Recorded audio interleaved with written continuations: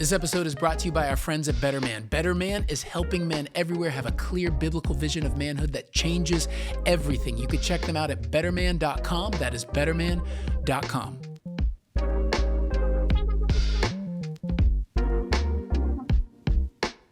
Kelly, I was stressed today for a number of reasons.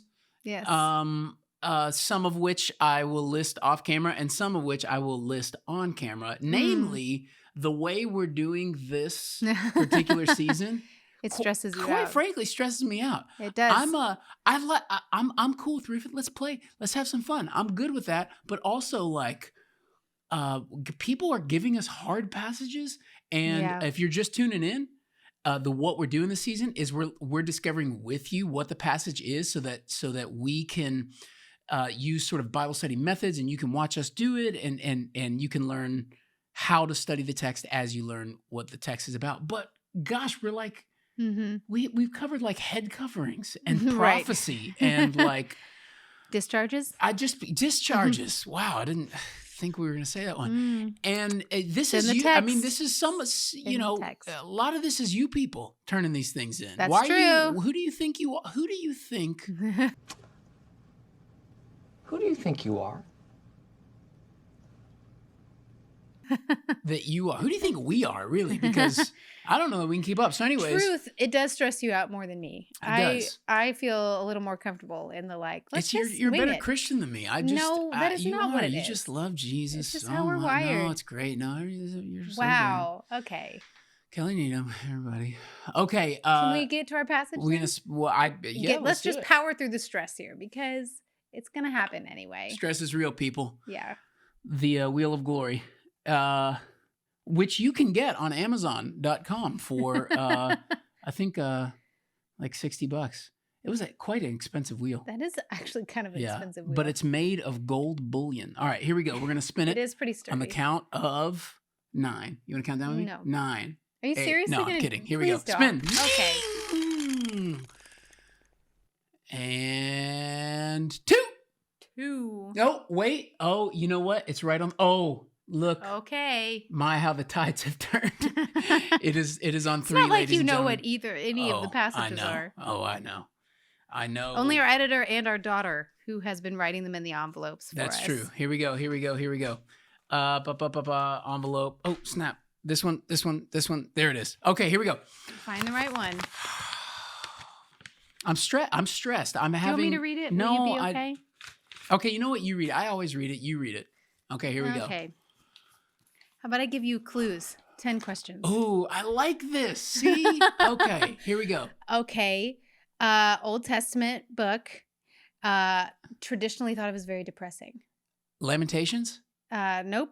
I mean, it's called Lamentations. It's found in, it's not a historical book, and it's not Nahum. A law book. It's also not a prophetic book. Oh. Which leaves what? Wisdom literature? Yep. Oh, are we in Ecclesiastes? Yes. Ecclesiastes. Woo! Good guessing. Ecclesiastes. Get out your e-cigarettes. Here we go. What? I don't know. Stop being like that. Okay. Don't smoke, kids. Ecclesiastes chapter 6. Especially e-cigarettes. You know what I mean? Like vaping, I don't know. I read some article about it. Don't do it. Okay, here we go. Ecclesiastes what? 6, chapter 1 through 9. 6. My Bible's literally upside down. That's how wigged out I am. Here we go. 1 through 9, which I'm trying to think of. Psalms, Ecclesiastes Proverbs, is a great book. Okay, can I just put a plug here for a couple of my favorite Ecclesiastes books? Commentaries on Ecclesiastes. Oh, yes. One is by David Gibson called Living Life Backward. Phenomenal. Super helped me understand the book. And then we had him on our season. Why am I spacing on his name? We interviewed him last season. Zach Eswine also wrote a commentary on a little book on Ecclesiastes. Yes, yes. What is it called?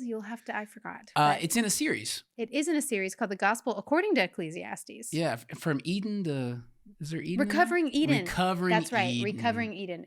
Both are wonderful if you've ever struggled to understand this passage or this chapter. But I'm like, chapter 6, what is Ecclesiastes 6? Do you want to read it or me? You can read it because it'll give me time to pray while you're reading that the Lord would reveal himself. Stress. No, it's great. It's great. All right. Let me wait before you read it. Oh, okay. Ecclesiastes, little known fact about me.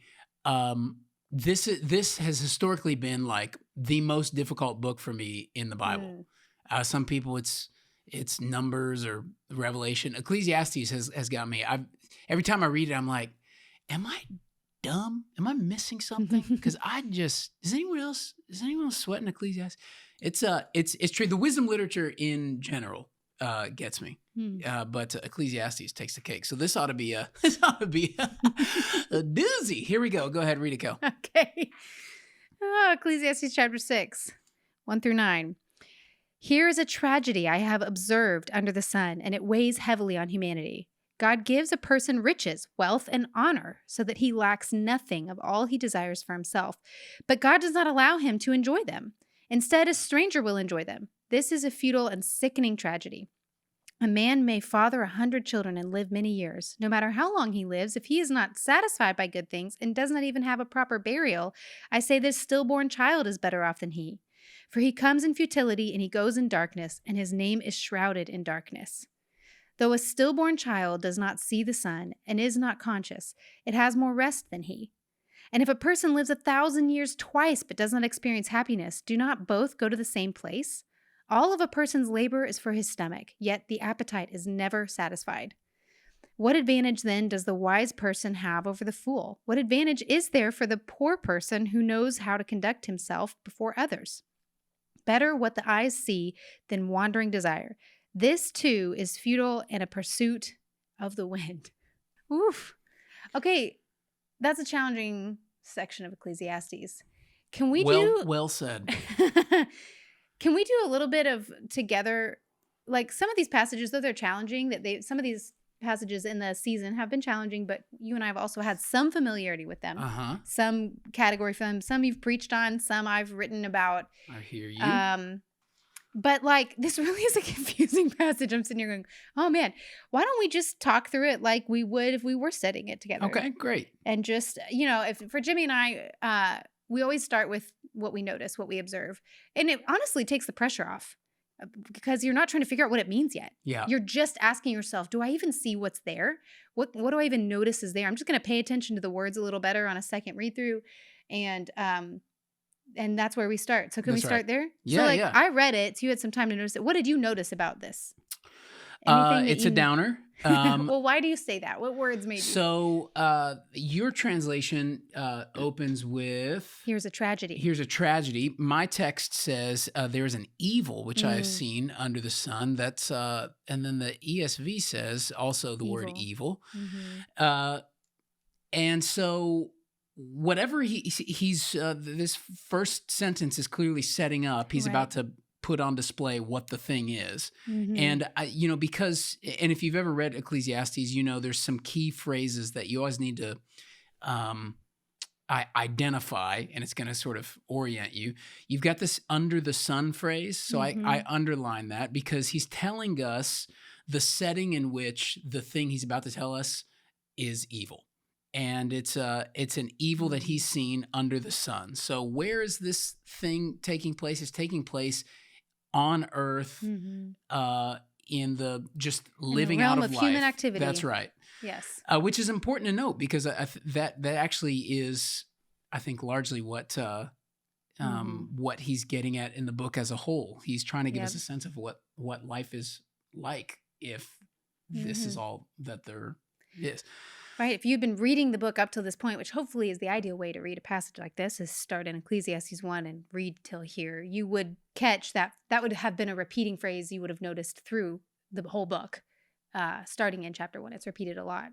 Yep. So he sets it up. There's I'll read my version. There's an evil which I've seen under the sun, and it is prevalent among men. And then he goes on to detail it. So when I'm reading, I'm going to probably make some kind of a list. I'm going to note if there's more than one thing he tells us, and we got at least one thing here as we're reading verse 2, a man, so here's the first thing, a man to whom God has given riches and wealth and honor so that his soul lacks nothing of all that he desires. So pause there. That sounds pretty great. it is interesting to go, here's a tragedy, here's an evil. Yeah. Somebody got everything they ever wanted. Yeah. All the things. And the thing is that this man, God has given him something. He's given him riches and wealth and honor. So he's revered. He has money. He doesn't have to worry about his future. He lacks nothing of all he desires. Well, imagine that. Everything that your heart desires, you got it all, right? All of it. So that whoever this is, that's the guy. And God, and by the way, God has done that. Does God bless people? Does God sometimes like people who are super Bible committed to, we can have like almost a poverty gospel mentality. It's probably important to remember God loved Solomon and blessed him with more wealth than like any king on earth. So God does bless people with enormous amounts of wealth. And it says that right here. But here's the kicker of this verse. There's this guy who gets all this stuff from God. And then there's this word here, yet God has not empowered him to eat from them, for a foreigner enjoys them. This is vanity and a severe affliction. Or your version says, a sickening tragedy. Ugh. Yeah. So he has everything he desires, but someone else is enjoying them or eating the fruit of it instead of him. Yeah. And my text says God has not empowered him to eat from them. Right. So God's given him the riches, but he hasn't given him the ability, the power to benefit from them. A foreigner enjoys them. It's very interesting. This is vanity and severe affliction. So before we even like commentate on it, I'm just, here's me in my Bible study. I'm going, well, there's one thing, because he just sets up in verse 1. There's an evil which I've seen. There's one, and then there's a verse 3, which has seems like a new scenario. Right? Yep. Scenario number 2, we could call it. If a man fathers 100 children, it's a lot of kids, and lives many years, however many they may be. So pause right there. That's great. Children are a blessing from the Lord. Psalm 127 tells us that. I mean, blessed is the man whose quivers full of them. So this guy has a great gift. He's got a lot of kids here. He lives a long life. That's blessing, however many years they may be. But here's another contrast. His soul is not satisfied with good things, and he does not even have a proper burial. And I say, better the miscarriage than him. Yeesh. Yeah. So long life, lots of descendants, but it's interesting phrasing, right? If he is not satisfied by good things and does not even have a proper burial. So the two things that are the if or the yet is a lack of satisfaction in good things and not having a proper burial, which I'm like, what does that mean? What does the author of Ecclesiastes mean by not having a proper burial? But it's a contrast. You have these good things, but not these, then better not live. That's right. So which is interesting. Here's the thing I notice about these two things, that what verse 2 and verse 3 have in common is there's situations in which joy is not fully realized. Yeah. The good life is not fully captured. So that's one thing we could say about this thing that is an evil which Solomon has seen under the sun. It's these scenarios where it could be great and it's not. It's almost there, but then it isn't. There's something that could be sweet, but then it's sour. And there's something heartbreaking about that. And it's so much so that Solomon calls it an evil. And then verse 4 gives it a little explanation. For it comes in futility and goes into obscurity, and its name is covered in obscurity. Verse 5, it never sees the sun and it never knows anything. I'm sorry. This is all describing, I think, the stillborn child or the miscarriage. We'll do an edit of that. Hold on. Well, no, I even think, by the way, this is Bible study. Yeah. You read it and you go, I think it's talking about this. And then you look back and go, and then you read the next line and you go, wait a minute, he's describing that. That's right. Course correct. That's what, for both of us, that's happening in our Bibles while we're reading. We're assuming one thing and then going, wait a minute, I just got more clarity. That's right. Yeah. And the reason it wasn't clear is because it's the word it, and it can be so many things. So you go back to verse 3. Good Bible study. Figure out what your pronouns mean. Yeah. That is like step 1. Yeah. What are the pronouns referring to? You see what I did there? Wow. Then I say, so verse 3 ends with, hey, this guy who lived a long time, had a lot of kids, but his soul isn't satisfied, better a miscarriage than this guy. Verse 4, for that miscarriage comes in futility and goes in obscurity, and its name is covered in obscurity. It never sees the sun and it never knows anything. It's better off than he. Or mine says it has more rest than he. Yeah. So it's like, it's like that whole hope deferred makes the heart sick, or like almost having a thing, but then not having it. This text is saying, hey, it's better like not to even know it could be had, and just to be right, to not even have a taste of it, than to have a taste of it and then not have the whole thing. This is a heartbreaking thing. Well, that's what verse 6 explains, right? Is it kind of sums it up. If a person lives 1,000 years twice, which is crazy, but does not experience happiness, do not both go to the same place. Kind of like you live 1,000 years twice. It's literally eternal life, what like people have chased forever. You have that, but you don't have the happiness that should come with that. It's like, well, then what good is it? You're going to the same place as the miscarriage or the stillborn child in the end. And what good was it to you to have those 2,000 years lived? And it seems like the great loss here is, you see it in verse 3 and verse 6, the great loss that Solomon is grieving in this text is a soul that isn't satisfied, that isn't enjoying the good things. So in verse 3 in my translation, it says, his soul is not satisfied with good things. Then verse 6 says, he lives, 1,000 years twice and does not enjoy good things, do not all go to one place. So what's the lament? The lament is, man, it's really lousy to like have all the things, have all the stuff, but then your heart lacks the ability to soak it in. That is a loss and something to be grieved. It's almost like Solomon's saying, we were built for something more than that. We were built not just to acquire, but to delight in the thing. But man, what a loss it is when we can't fully realize that delight, to enjoy, to be satisfied, to enjoy good things, verse 6 says. This episode of Clearly is brought to you by our friends at Better Man. Better Man is about unleashing a better masculinity and manhood. It's one that's rooted in God's timeless word. Imagine that. A free resource for churches and men's groups and fathers, brothers, husbands. Better Man is a deep dive into what it means to be a real man. Here's the deal. Too many men today are lost and they're walking around in a masculinity fog, and Better Man is the clarity and conviction you need to be the man God has called you to be. So check them out at betterman.com. That's betterman.com. I love Ecclesiastes.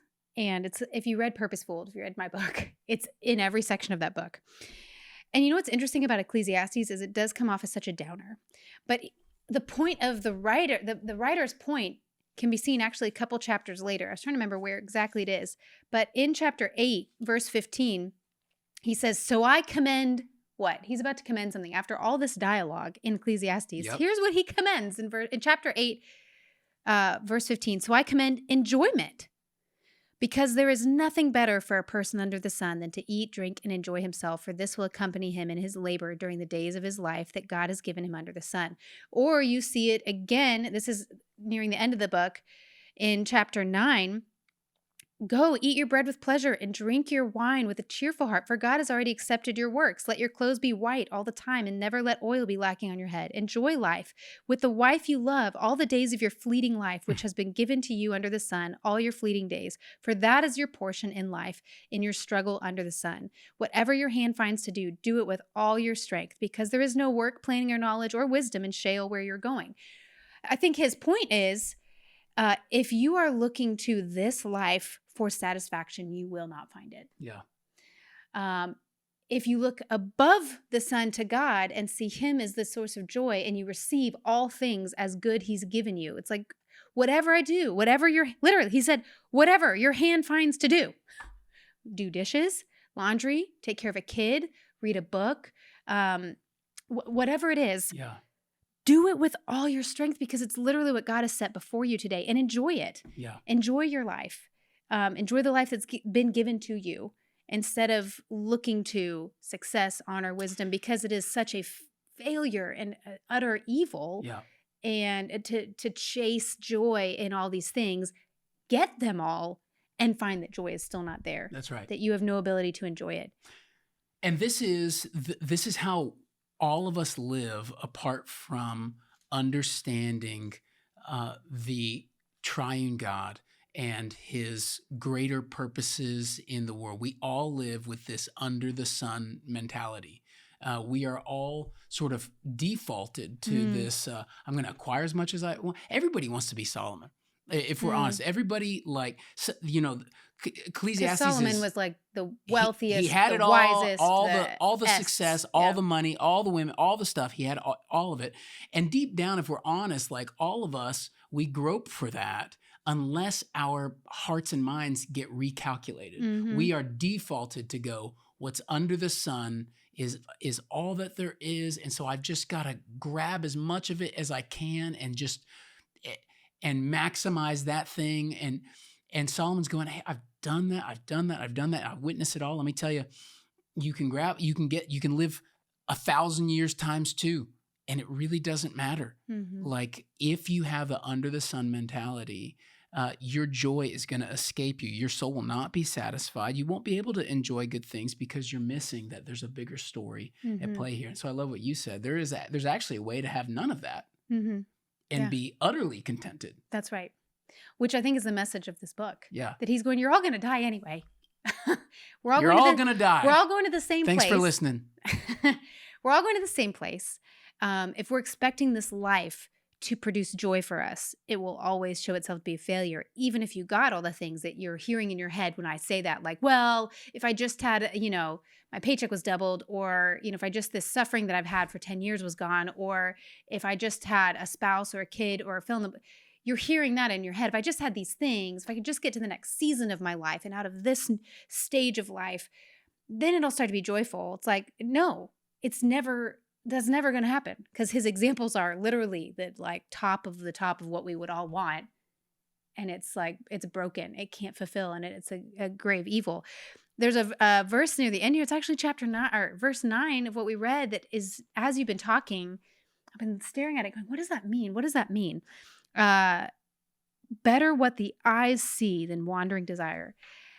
And again, this is Bible study for us. As our first read through, we're always, both of us are like, I don't know what that means. I got to read it again. I got to pay attention to it. Which is what we just did. We read this chapter 6. We were both like, that's crazy. And we talked through it, and we were like seeing these examples and these patterns and talking about it. And the same thing that last, like, better what the eye see than wandering desire. But it's like, unpack that. Well, he's going, better what the eye sees. What do I have right now? In front of me. Right in front of me today. Yeah. I have a house that's very dirty a lot of the time because we have 5 children that are young and are messy. And that sometimes is frustrating, but that's what I have. I have a lot of dishes and a lot of laundry, but I also have a husband who loves me. Come on. What else? Come on. We have a house with air conditioning. We have, so it's like I have trouble. We have just the troubles of life, the things that are hard, like medical bills that aren't paid off yet, that we have on payment plans. That's something that my eye sees as well. I don't see what Taylor Swift sees. I don't see what other, movie stars. I just watched the Academy Awards, right? It's like, I don't have what they have, but what do I have? This is telling me better what I have, what I can see with my eyes in my own life, than a desire, a wandering desire that's looking around at other people, and my desires are wandering around. Which, what a great verse to just like, I want to tape it to my phone or something when I get on Instagram or any social media, right? Better what my eye sees in my own house than a wandering desire looking at these social media accounts and going, oh, what would my life be like if I had those things? That would be awesome. And this book is trying to tell you and this section in particular is trying to tell you in an exaggerated way. If you had wealth, riches, and honor, if you could live 1,000 years twice, if you could live many years and father 100 children, like have family just and generations, he's literally naming let's just go there. You're going to look on Instagram, you're going to scroll, you're going to see all these things that you want. Okay, let's take it to the nth degree and look at all the things. That's right. Let's go to all the places. And I'm just going to show you, it's going to fail you. Better what you have in your hands that your eye can see. Yeah. Enjoy that. That's actually the good life. To enjoy what you have right now than a wandering desire. I feel like that's just such a profound little sentence in this book. That's exactly right. Yeah. And you see, I mean, that pairs so nicely with all the warnings in Scripture about the pursuit of wealth. You hear it from the words of Paul in 1 Timothy. We did an episode on that. You hear it in the Proverbs all the time. Proverbs 23:4, do not weary yourself to gain wealth. Cease from your consideration of it. Putting my mind on the thing I don't have but I want is foolish. Why? Because when you set your eyes on it, it's gone. For wealth certainly makes itself wings like an eagle that flies toward the heavens. It just flies away. What we desire is a thing that we don't have now but want to have. And you're right. I can't put my arms around that thing, but I can put my arms around the things that are here in this moment. And gratitude changes everything. And I think that's one of the things that Solomon is getting at. Right. That when we can come grateful, what is that thing that we used to say early in our marriage? Gratitude turns what we have into enough. I forget where we had it's a total coffee mug thing, but it actually like we said it to ourselves a lot, especially when we were just like, well, in our early years of super marriage, scrappy and touring, living off of musician income, which was rough. Really what that did, I think, for both of us, and we've told people that since then, is it trained in us a sense of what we actually need and what we want. And we learned to be okay with just what we need, which was we just need enough food to have generally healthy bodies. That means most of our protein came from beans, not meat. It's the magical fruit. I remember thinking buying chicken, buying ground beef, buying steak, like that's a privilege. It's a privilege. Buying sodas or anything other, like that is like if we have the money. I just need these basics. And I think about that still when I go to the grocery store. Anytime I put meat in my shopping cart now, like this is such a gift. Oh my gosh. Thank you, God, that I have this now. And if you take it away, that's okay because I was fine before. I had joy before. And so now this is just like excess. But those learning to enjoy what my eye sees wherever I'm at becomes the good life that Solomon is actually after, which is why this is such a profound book, that it really is, Solomon is like at the peak of the mountain looking down, going, I'm at the very top of the mountain you are all trying to climb. You are giving all of your energy to try and get up here and get all the things. And I already have all the things. And I'm just warning you from the top going, there's nothing here.